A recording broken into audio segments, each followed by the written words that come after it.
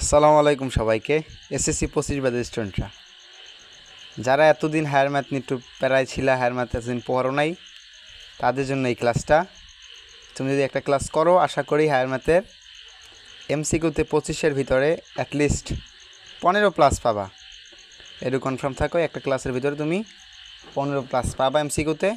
তো কথা না বাড়িয়ে শুরু করা যাক। তো অধ্যায়ের প্রথম অধ্যায়ের বেশি ইম্পর্টেন্ট কিছু নাই। দ্বিতীয় অধ্যায়ের ভিতরে আছে যে মানে কোনো একটা রাশির সর্বোচ্চ ঘাতকে রাশিটা মাত্রা বলা হয়। ধরো যে a x square plus b x plus c, এখানে সর্বোচ্চ ঘাত হচ্ছে 2, তার মানে হচ্ছে এই রাশিটার মাত্রা হচ্ছে 2। তৃতীয় অধ্যায় থেকে আছে সমবাহু ত্রিভুজের দৈর্ঘ্য হচ্ছে √3/2a। একটা সমবাহু ত্রিভুজ, এই সমবাহু ত্রিভুজের হচ্ছে মধ্যমার দৈর্ঘ্য হচ্ছে √3/2a। এই বাহুটা যদি এ হয় তাহলে এটা দৈর্ঘ্য হচ্ছে √3/2a। সমকোণী ত্রিভুজের অতিভুজ সি হলে 3c² = 2d² প্লাস f²। এগুলো হচ্ছে কি, যে একটা যদি সমবাহু ত্রিভুজ সেভাবে থাকে, এর মধ্যমাগুলো হচ্ছে ডি ই এফ। এই যে একটা মধ্যমা এবং হচ্ছে এ একটা মধ্যমা, এই তিনটার মধ্যমার যদি দৈর্ঘ্য হয় ডিইএফ, তাহলে হচ্ছে এই যে অতিভুজ সি, এই সি 3c² = 2d², মানে হচ্ছে 3c²। এটা বর্গের 3 দ্বারা গুণ করলে এবং এইটা মধ্যমাগুলোর বর্গের যোগফল এর 2 গুণ, এইটার বর্গ 3 গুণ এই মধ্যমাগুলোর যোগফলের 2 গুণ। এরপরে হচ্ছে যে সাধারণ যে ত্রিভুজ আছে, ত্রিভুজের মধ্যমা যদি ডিইএফ হয় তাহলে 3a² b² প্লাস c²। এগুলো হচ্ছে কি, যে a² হচ্ছে একটা বাহু, মানে ত্রিভুজের 3টা বাহু হচ্ছে এ, আর একটা হচ্ছে বি, একটা হচ্ছে সি। এরকম যদি হয় তাহলে এই মধ্যমাগুলো হচ্ছে যে 3a² plus b² plus c² = 4d² plus e² plus f²। এগুলো হচ্ছে ইম্পর্টেন্ট সূত্রগুলো। এবার হচ্ছে অন্তর্বৃত্তের ব্যাসার্ধ। কোনো একটা ত্রিভুজ হচ্ছে এরকম, ত্রিভুজের এরকম হলে এই ত্রিভুজের যে অন্তর্বৃত্ত, ভিতরে যে বৃত্ত রাখা হয়, 3টা বাহু স্পর্শ করা যায় এমন বৃত্ত, এটাকে বলা অন্তর্বৃত্ত। এই অন্তর্বৃত্তের যে ব্যাসার্ধ আছে, এই অন্তর্বৃত্তের ব্যাসার্ধ আর হলে, এই অন্তর্বৃত্তের ব্যাসার্ধ যদি আর হয়, স্যার এখানে আর হচ্ছে অন্তর্বৃত্তের ব্যাসার্ধ আর হলে আর = হচ্ছে a/s। এ হচ্ছে এটার ক্ষেত্রফল। এখন একটা সাধারণ ত্রিভুজের ক্ষেত্রফল হচ্ছে √s * s-a s-b * s-c। S হচ্ছে অর্ধপরিসীমা। 3টা বাহুর যোগফলকে যদি 2 ভাগে ভাগ করি তাহলে হচ্ছে পরিসীমা ভাগ 2 হচ্ছে কি, পরিসীমা ভাগ 2 হচ্ছে এই এস। এরপর হচ্ছে পরিবৃত্তের ব্যাসার্ধ হচ্ছে A B C by 3a। এ হচ্ছে একটা বাহু,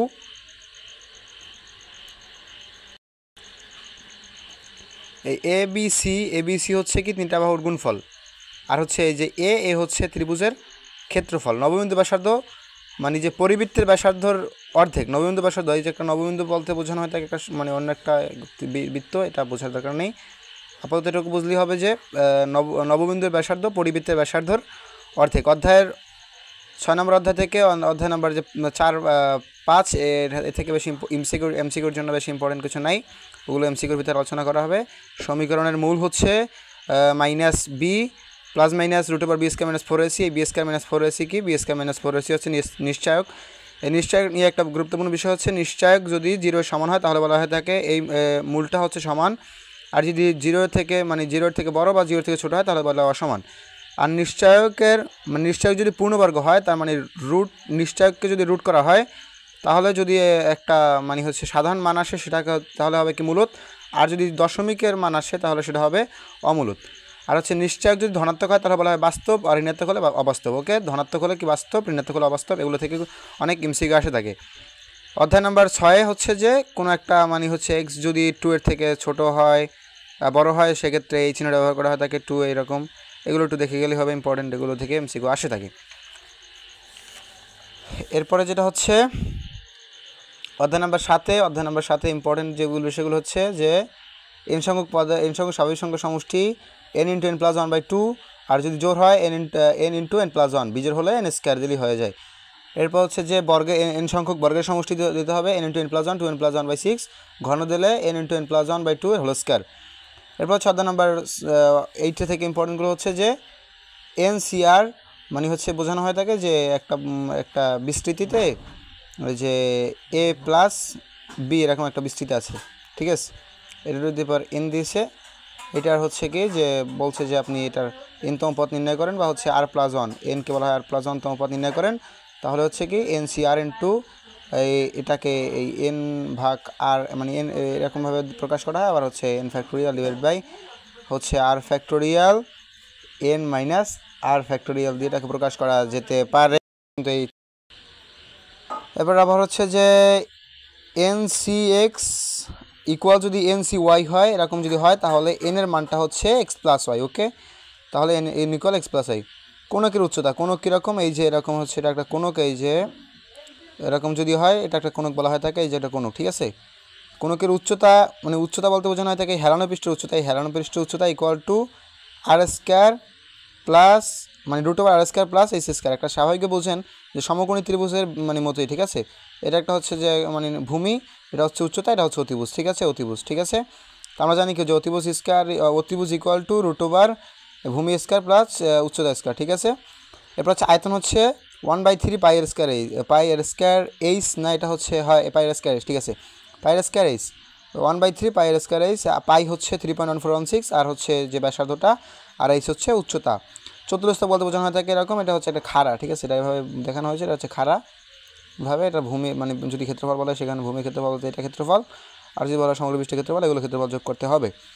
এরপর হচ্ছে ইম্পর্টেন্ট এমসিকিউ উইথ ডিসকাস, এগুলো সবচেয়ে বেশি ইম্পর্টেন্ট, মাত্র 30টা এমসিকিউ দেওয়া হয়েছে, এর মধ্যে আশা করা যায় যে 15টা এমসিকিউর টাইপ কমন পড়বে, ঠিক আছে।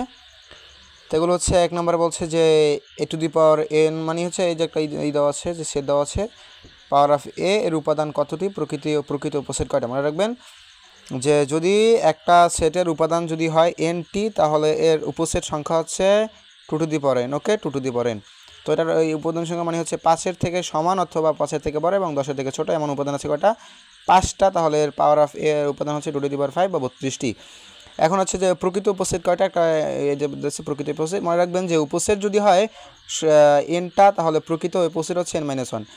উপসেট যদি হয় এন, তাহলে প্রকৃত উপসেট হচ্ছে n-1, তার মানে হচ্ছে উপসেট হচ্ছে 32টা, তার মানে হচ্ছে প্রকৃত উপসেট হচ্ছে n-1টি।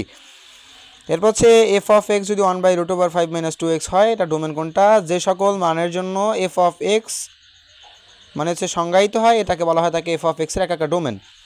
এফ অফ এক্স যেই সকল মানের জন্য সংজ্ঞায়িত, ওই সকল মানকে এফ অফ এক্সের ডোমেন বলা হয়। আপনি ক্যালকুলেটর দিয়ে দেখতে পারেন যে হচ্ছে এন বা 0 বা এন এর মান যদি 0-এর থেকে বড় হয়, এই সংখ্যাগুলো অপ্রকৃত মানে ইনফিনিটি দেখায় বা ম্যাথ ইরোর দেখায়, এই জন্য এটাকে অসংজ্ঞায়িত। এই জন্য আপনি কী করবেন যে এই সংখ্যাটাকে আপনি ভাববেন যেটা 0, অবশ্যই এটা কী করতে হবে, 0-এর থেকে, এখানে বলছে যে 0 হতে পারবে না, কারণ হচ্ছে আর এবং 0-এর থেকে বড় হতে হবে, কারণ হচ্ছে কি যে রুট ওভার সামথিং যদি থাকে অবশ্যই এটাকে 0-এর থেকে বড় হতে হয়, কারণ রুটকে মানে 0 এটা 0-এর থেকে বড় হতে হয়, 0 থেকে বের হতে না, 0 হলে সমস্যা নেই, কিন্তু এখানে যে এই যে এটাকে সংজ্ঞায়িত হতে হবে, এই জন্য আবার 0 থেকে বড় হতে হয়। কিন্তু রুটের ভিতরে কোনো সংখ্যা থাকলে এই সংখ্যাটাকে অবশ্যই মাইনাসের থেকে বড় হতে হয়, ঠিক আছে, কারণ হচ্ছে কি -1 -2 -3 এগুলোকে কখনো রুট করা যায় না, কারণ রুট বলতে বোঝায় বর্গমূল, এটা কোনো একটা সংখ্যাকে বর্গ করলে এটা কখনোই ঋণাত্মক থাকে না। তার মানে বলছে এটা হচ্ছে ডোমেন বলতে বোঝানো হয় থাকে 5 - 2, এটা এক্স 0-এর থেকে বড় অথবা সমান হবে, সমান না, এটা সমান থাকবে না, ঠিক আছে, 0 থেকে অবশ্যই বড় হতে হবে, এটাকে অবশ্যই r-5/2 এরকম না, এটা এরকম, সরি ভুল হয়েছে। ডোমেনটা হচ্ছে কি, ডোমেনটা হচ্ছে আর হবে তবে মানে আর x belongs to R, sorry x belongs to R হবে, ও এক্স অবশ্যই কি হবে, ছোট হবে 5/2 এর থেকে। এবার এখানে কি ইম্পর্টেন্ট আছে যে ফাংশন সবসময় এক্স অক্ষে সেট করে এবং হচ্ছে একবার সেট করে, আর কোনটা ফাংশন নয়, এর মান যদি এক্স হয়, বি এর মান ওয়াই হলে, সি এর মান জেড, তবে বি এর মান যে এখানে জেড আসছে, তার মানে এটাকে সমস্যা নয়, এটা থেকে এমসিকিউ আসে, অনেকবার এমসিকিউ আসছে, এই জন্য গুরুত্বপূর্ণ দেখে এটাকে দেওয়া হয়েছে, আপনি গুরুত্বপূর্ণ ভেবে না, ঠিক আছে।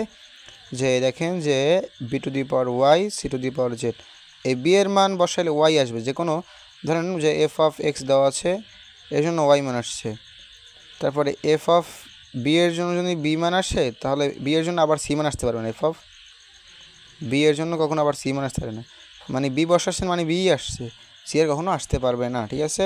এবার নেক্সট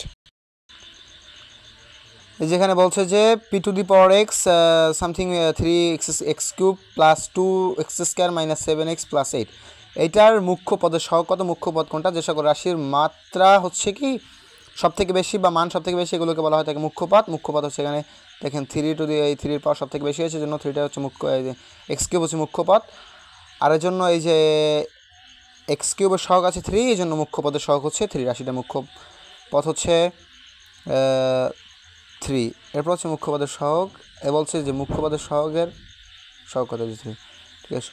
সর্বোচ্চ ঘাত হচ্ছে 4, সর্বোচ্চ ঘাত হচ্ছে এখানে কত, সর্বোচ্চ ঘাত ওই রাশির, রাশিটা মাত্রা কত, রাশিটা মাত্রা সর্বোচ্চ পদ, সর্বোচ্চ পদ এখানে সর্বোচ্চ মানে সর্বোচ্চ ঘাত হচ্ছে 4 না, তার মানে মাত্রা হচ্ছে 4, সর্বোচ্চ ঘাতই হচ্ছে মাত্রা, ঠিক আছে।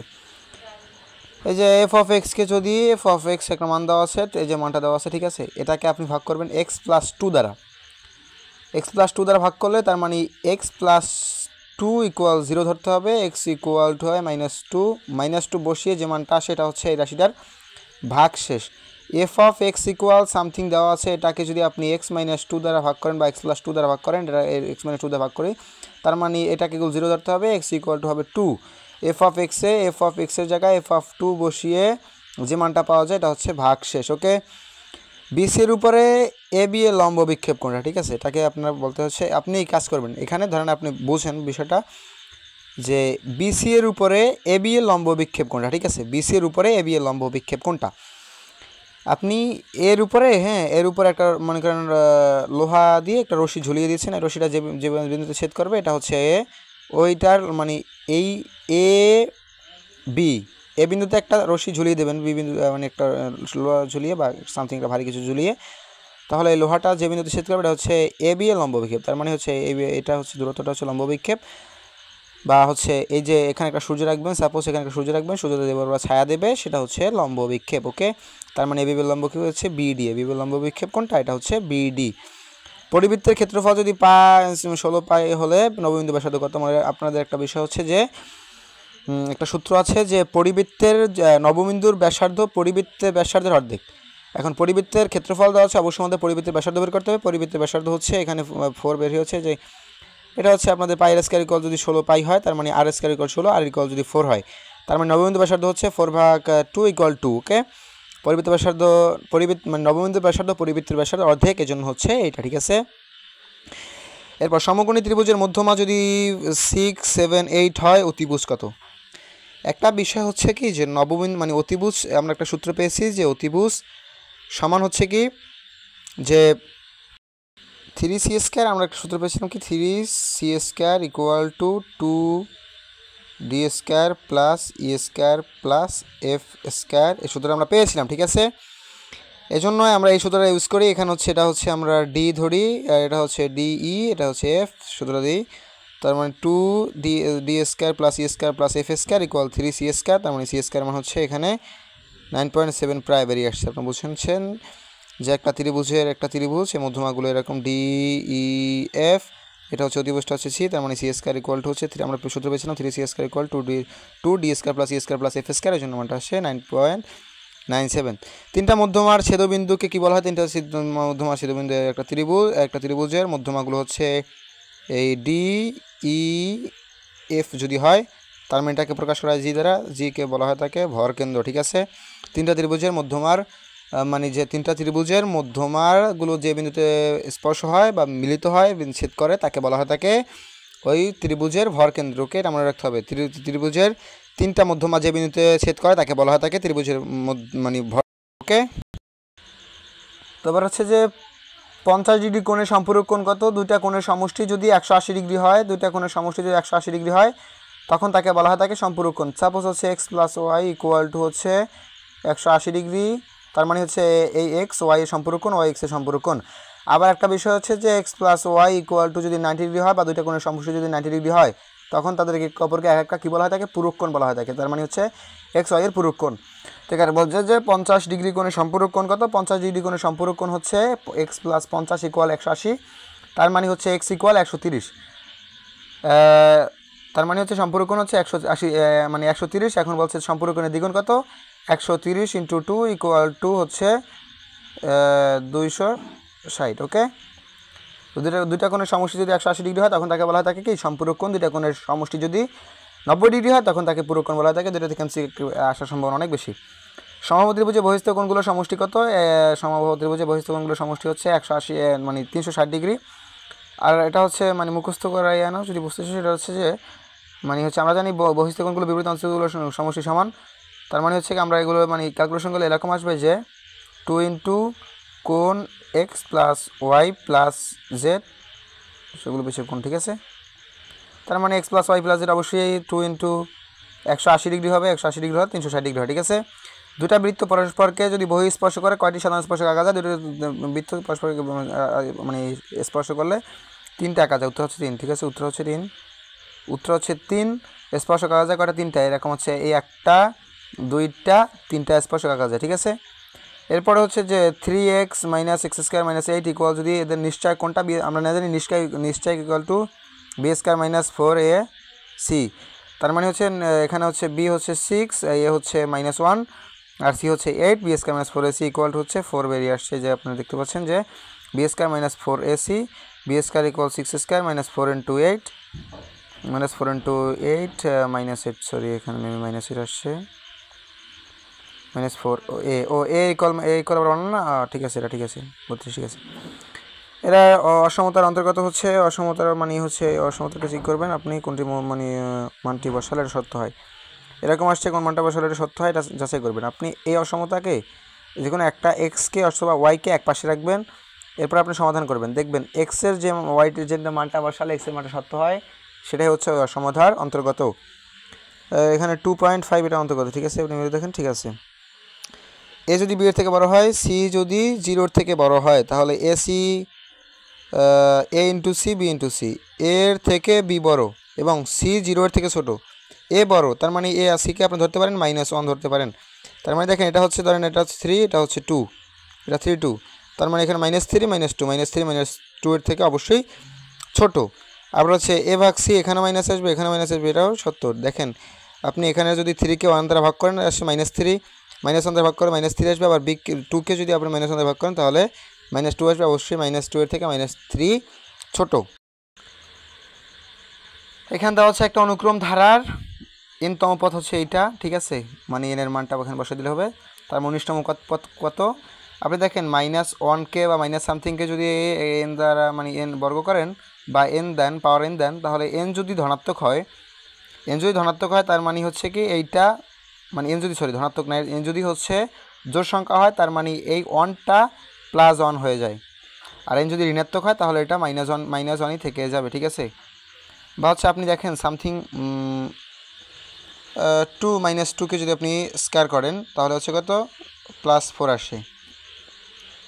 আর -2কে যদি আপনি কিউব করেন তাহলে মান আসবে কত? তাহলে মান আসবে -8। মানে হচ্ছে কি এখানে যদি বিজোড় হয় তাহলে সংখ্যা চেঞ্জ হয় না, আর জোড় হলে সংখ্যাটা মানে এই প্লাস বা ধনাত্মক ঋণাত্মক এটা চেঞ্জ হয়ে যায়, ঠিক আছে।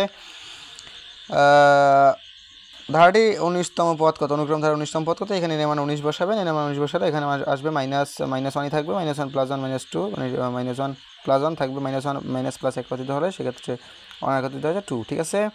ধারাটি অসীমতর সমষ্টি কত? অসীম সমষ্টি এস। অসীম ইকুয়াল টু হচ্ছে a ভাগ 1 - r, এটা মনে রাখবেন, ঠিক আছে। এটা হচ্ছে 1 - r, এই যে 1 - r দেওয়া আছে সূত্রটা। 1 হচ্ছে এখানে a হচ্ছে 1, আর হচ্ছে এইটাকে আপনি এইটা দ্বারা ভাগ করবেন, 1/2 আসে, 1 - 1/2 0.5 দ্বারা 1কে 0.5 দ্বারা ভাগ করলে মানে আসে 2, ঠিক আছে। -1060 কোন চতুর্ভাগে অবস্থিত? আপনি এটা মানে একদম সিম্পল সূত্র, ঠিক আছে।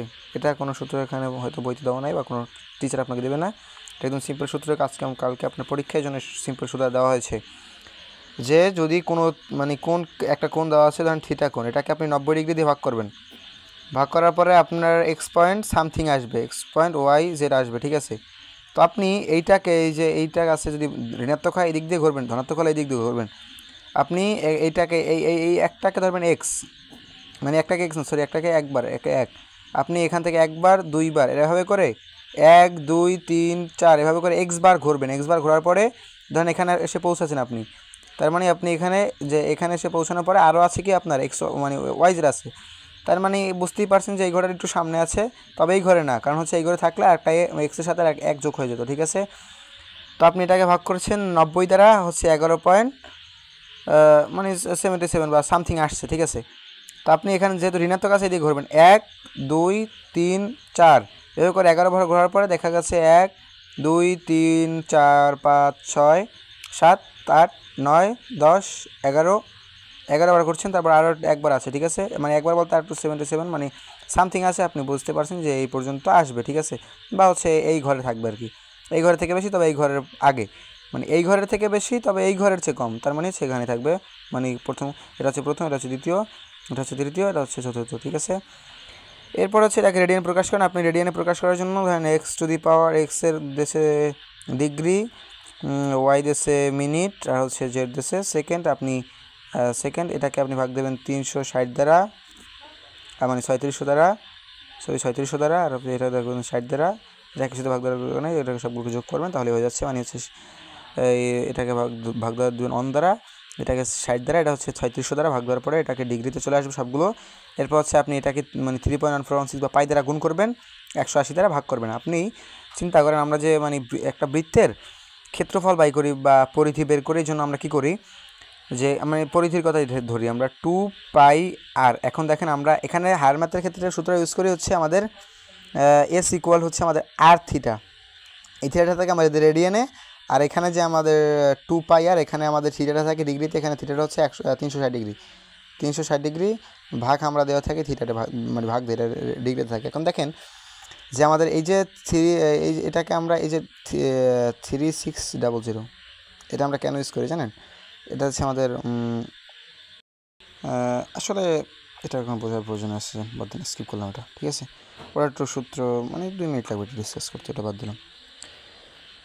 তো হচ্ছে যে 11টা 25-এর ঘড়ির কাঁটা মিনিটের কাঁটার মধ্যবর্তী কোণ কত? মনে রাখবেন যে ঘড়ির কাঁটা মিনিটের কাঁটার মধ্যবর্তী কোণ হচ্ছে 11 × m - 6 × h ডিভাইডেড বাই 2, ঠিক আছে। মানটা আসবে 192.5। মনে রাখবেন যে এই মানটা যদি 180 ডিগ্রির থেকে বড় আসে তাহলে আপনি এটাকে 360 দ্বারা বিয়োগ করবেন, ঠিক আছে, তাহলেই আপনার যে মানটা আসবে। মানে ঘড়ির কাঁটা, মানে এটা ঘড়ির কাঁটা, ঠিক আছে, ঘড়ির কাঁটা, ঠিক আছে, এটা ঘড়ির কাঁটা। এখন এটা হচ্ছে 180 ডিগ্রি। এখন সাপোজ ধরেন যে এখানে আসছে আপনার ঘন্টা কাঁটা, এখানে আছে মিনিটের কাঁটা, তার মানে আপনি এখন এই মানটা আসবে এরকম মানটা, এই যে এটার সাথে মানটা। এখন আপনার কি এটা কাউন্ট হবে নাকি এটা কাউন্ট হবে? অবশ্যই এটা কাউন্ট হবে। তার মানে টোটালটা 360, মানে 360 থেকে যে এই মানটা আসবে এটা বাদ দিলে তো এই মানটা পাওয়া যায়। যদি 180 ডিগ্রি থেকে বড় হয় তাহলে এটা কাউন্ট করতে হবে, আর যদি 180 ডিগ্রি থেকে বড় হলে তাহলে এইটা কাউন্ট করতে হবে। যদি 180 ডিগ্রি হয় তাহলে একটা কাউন্ট করলে তো হয়, আর যদি 180 ডিগ্রি থেকে ছোটো হয় তাহলে এটা মানটা বেরিয়ে আসবে, এটা মানটা কাউন্ট করলে আমাদের হয়ে যাবে, ঠিক আছে। এটা হচ্ছে 11 × m - 60 × h ডিভাইডেড বাই 2। এরপর হচ্ছে যে 49 7 টু দি পাওয়ার m, এটা হচ্ছে একটা আচ্ছা দেখেন যে এখানে বলছে কি যে n এর মান কত, ঠিক আছে, n এর মান কত আপনি দেখেন যেখানে আসছে কি যে 7, এখানে আপনার আসছে কি তো 5 টু দি পাওয়ার মাইনাস, এটা হচ্ছে আমাদের 2, দেখেন 2, আচ্ছা এটাকে দেখেন যে আমাদের এই 7 two the power x equal 5 two the power y, দুটো যদি সমান হয়, এই দুটো যদি সমান হয় তাহলে অবশ্যই এই দুটার মান পৃথক পৃথকভাবে 0 হয়। কারণ হচ্ছে কি যে n, কারণ 7 two the power n equal to 5 two the power n কখনোই সমান হতে পারে না। সমান তখনই হয় যখন এই দুটার মান 0 হয়, কারণ 7 two the power 0 equal 1, 5 two the power 0 equal 1। তার মানে হচ্ছে কি যে এইটার মান পৃথক পৃথকভাবে, মানে এইটার মানটা হচ্ছে 0, এটা ইকুয়াল 0। তার মানে 2 + 2n + 2 ইকুয়াল 0 বা n ইকুয়াল টু, এখানে আসলে -1 হয়ে যাবে, -1কে যদি 2 দ্বারা ভাগ করা হয় তাহলে -1 থেকে যাবে, ওকে, n ইকুয়াল -1। ওকে, বোঝা গেছে যে কখনও যদি এরকম থাকে তাহলে মানে ধরেন 7 two the power x equal to 3 two the power x আছে, তাহলে হচ্ছে কি যে এই দুটো সমান, কিন্তু এই দুটো সমান না। আপনি 7কে যদি 1ও দেন তাহলে কি সমান থাকে না? সমান থাকে না। যদি 0 হয় তাহলে মানে এটার মান আসছে 1, এটার মান আসছে 1, এবার এটার মান আসছে 1, তার মানে তখনই সমান হয়ে থাকে, ঠিক আছে। তো এটা বোঝা গেছে। তো একদম লাস্টে চলে আসলাম যে log 2 log 2 log 2 log 16। আপনি দেখেন যে এটাকে যদি আমরা ভাঙি তাহলে সূত্র হচ্ছে কি যে log m ইন্টু মানে log m two the power m equal to সবসময় 1 হয়, কারণ log আমরা জানি log a two the power a equal to 1, ওই একই সূত্র, ঠিক আছে। তো দেখেন যে লক এটাকে আপনি যদি এখানে 2 টু দি পাওয়ার 4 লেখেন, 160 যদি 2 টু দি পাওয়ার 4 লেখেন তাহলে আসছে কত, 2 টু দি পাওয়ার 4টা এখানে চলে আসবে। 2 টু দি পাওয়ার 4টা মানে 4টাকে আপনি এখানে নিয়ে আসেন, কারণ 2 টু দি পাওয়ার এখানে 1 আসছে, 1 আসছে, ঠিক আছে। এখানে কত আসবে, 2 টু দি পাওয়ার 1 আসছে, ঠিক আছে, ওখানে 1 আসবে। তো লক 1 এখানে আপনি 2 টু দি পাওয়ার 0 লেখেন, না 2 টু দি পাওয়ার 0 লেখার দরকার নাই, আপনি লক 2 1 এরকমভাবে যদি হয় সেক্ষেত্রে আচ্ছা এটা বেশি ইম্পর্টেন্ট না, ঠিক আছে। এটা থেকে প্রশ্ন আপনাদের আসবে না, এটা এক বোর্ডে আসছে মাত্র, তবে দিয়েছিলাম বোঝানোর জন্য। এটা একটু সমস্যা হয়েছে কাটাকাটির জন্য, আমি বুঝতে পারছি না ঠিকভাবে, সেজন্য বোঝাতে পারছি না, ঠিক আছে। আচ্ছা যে এটা দেখেন যে এই আমরা জানি যে দ্বিপদী বিস্তৃতি বলতে বোঝানো হয় দুইটা পদের বিস্তৃতি, 2x + 1, এটা যদি দেয় যে n, তার মানে হচ্ছে পদ সংখ্যা হচ্ছে n + 1, এটা হচ্ছে একটা বিস্তৃতি করা যায়, ঠিক আছে।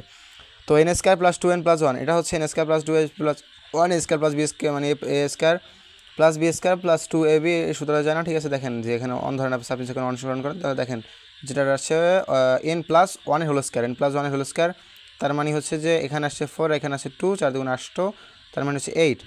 এখন আমরা জানি কি যে দ্বিপদী বিস্তৃতি পদ সংখ্যা হচ্ছে হচ্ছে n + 1, যেখানে n হচ্ছে আমাদের যে পাওয়ারটা থাকে সেই পাওয়ারটা n + 1, 8 + 1 মানে হচ্ছে 9।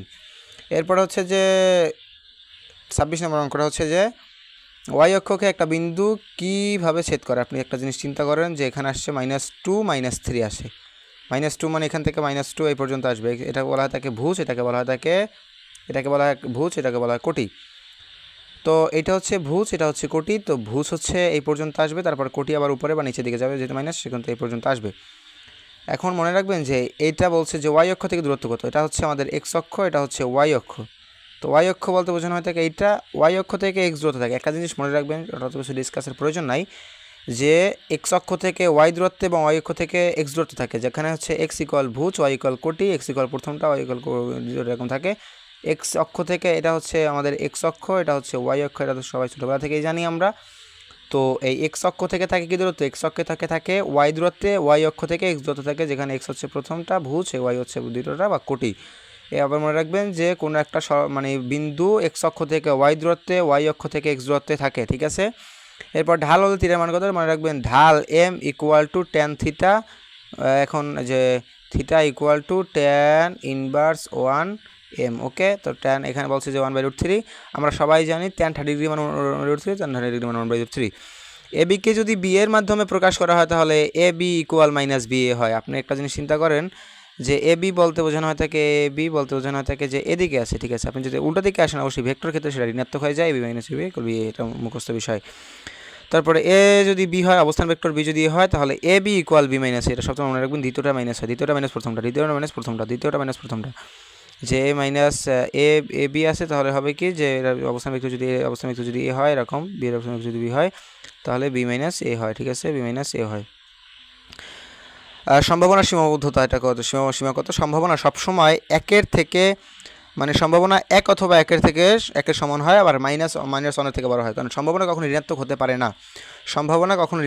না, হয়তো শূন্য হতে পারে, সম্ভাবনা শূন্য হতে পারে, যখন কোনো ফলাফল না থাকে তখন সম্ভাবনা শূন্য হতে পারে, তবে সম্ভাবনা কখনো এই যে এর থেকে মানে সম্ভাবনা কখনো -1 হতে পারে না, ঠিক আছে, -1 হতে পারে না। আবার 1-এর থেকে সম্ভাবনা কখনো বড় হতে পারে না, ঠিক আছে, 1-এর সমান হতে পারে, তবে 1-এর থেকে কখনো সম্ভাবনা বড় হতে পারে না। এই যে আশা করি এই যে 30টা এমসিকিউ আপনাদের করানো হয়েছে, মোটামুটি 30টা 28টা করানো হয়েছে, 2টা এমসিকিউ একটু ভুল ছিল বলতে, মানে একটু হিবিজিবিভাবে লেখার জন্য এটা বুঝতে পারা যায়নি, এই জন্য আপনার আশা করি যে 28টা এমসিকিউর ভিতরে আপনি অ্যাটলিস্ট মানে 15টা প্লাস এমসিকিউ টাইপ কমন পাবেন। হুবহু ম্যাথ কখন আপনি হুবহু কমন পাবেন না, ঠিক আছে, হয়তো বা ম্যাথ আপনার টাইপ কমন পড়বে বা 100% টাইপ কমন পড়ে, কিন্তু হচ্ছে যে আপনার হুবহু কখনো যে এখানে x + y ছিল বা এখানে কেন z প্লাস সামথিং দেশে বা হচ্ছে z + 1 দেশে, বা দেখেন x + 1 আর z + 1 মানে গঠন তো একই আছে, ঠিক আছে, আপনার তো সমস্যা নেই, ঠিক আছে।